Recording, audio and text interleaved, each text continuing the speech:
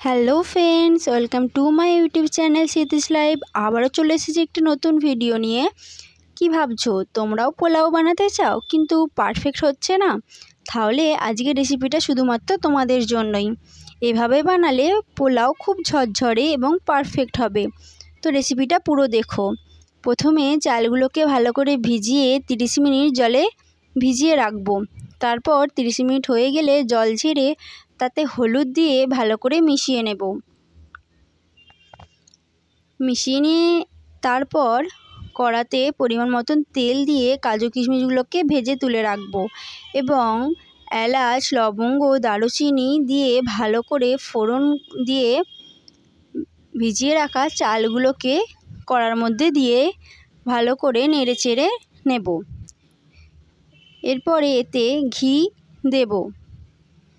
ঘি দিয়ে ওপর থেকে পরিমাণ মতো নুন দিয়ে দেব এবং এখানে আমি 1.5 বাটি চালের জন্য 3 বাটি জল নিয়েছিলাম। তোমরাও যতটা চাল নেবে তার ডবল জল দিও। এরপর আমি এখানে আদা বাটা দিয়ে একটু নেড়ে চেড়ে নিলাম। এরপর ঢাকনা দিয়ে 20 মিনিট অপেক্ষা করব। 20 মিনিট পর এসে আঁচ খুলে এতে ভেজে রাখা কাজু কিশমিশগুলোকে দিয়ে দেব এবং পরিমাণ মতন চিনি দেব এতে।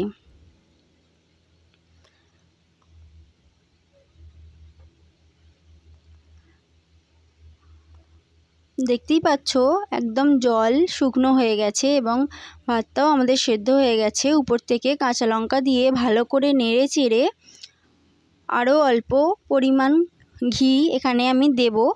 দিয়ে আবারও ভালো করে নেড়ে চেড়ে নিলেই আমাদের একদম পারফেক্ট ঝরঝরে পোলাও রেডি।